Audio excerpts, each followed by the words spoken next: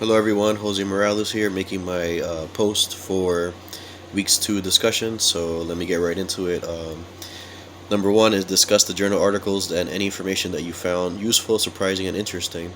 So I thought all the articles were interesting in explaining job analysis and their importance and the various methods used. I'm sure you all read the articles, so most of the articles and the videos were pretty similar in their description. The one that stood out to me was the job analysis for a changing workplace, as it touched upon the need to adapt methods in order to remain relevant to an evolving workplace. It talked about the need to research methods for employee specifications for future jobs that may not yet exist.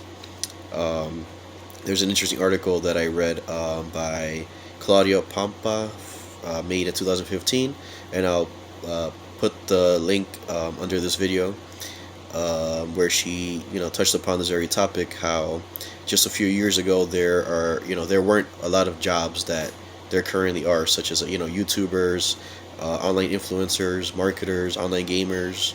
These people make money, so it can be considered a job in itself. Um, this article also pointed out how there seems to be very literature currently to address these changes and this issue.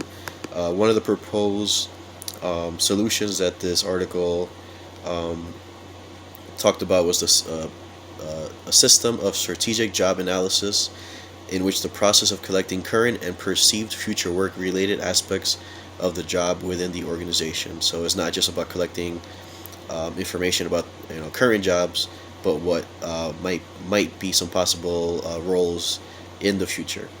So question number 2: conduct a job analysis of your current job.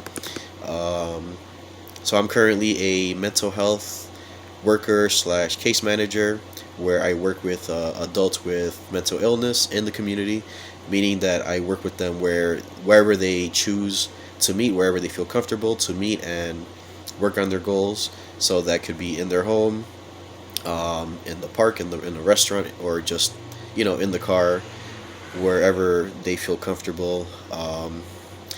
So if I had to conduct a job analysis of my current job, I would use work diary or log. This way, workers can explain in depth what tasks they are performing throughout the day.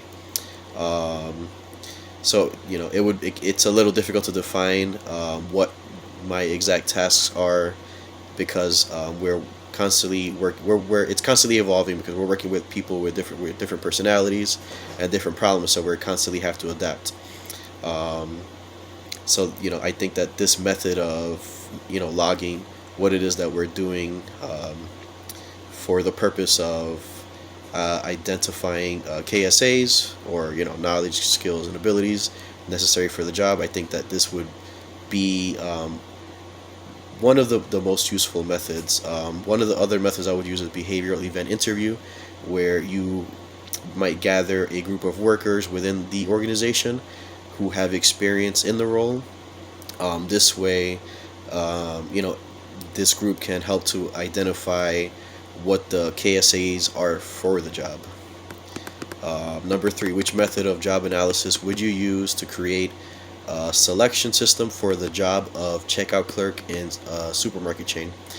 So in this case, I would use observation combined with a questionnaire. So the tasks of a checkout clerk are pretty straightforward for the most part. Most of these tasks are observable. They're visible. They're easy to identify.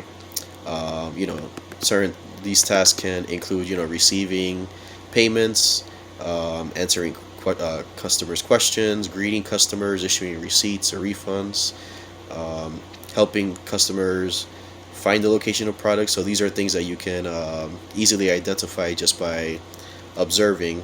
But I would also use a questionnaire, because there might be some things that are not so apparent, and you might not learn about the role otherwise, such as whether a clerk is using some kind of accounting software, or some kind of bookkeeping software, or if they have to use some kind of spreadsheets. These are not um, tasks that you might be able to see. So a questionnaire would help to, you would ask employees these questions, and you would find this out other, where as opposed to an observation it might not be so apparent.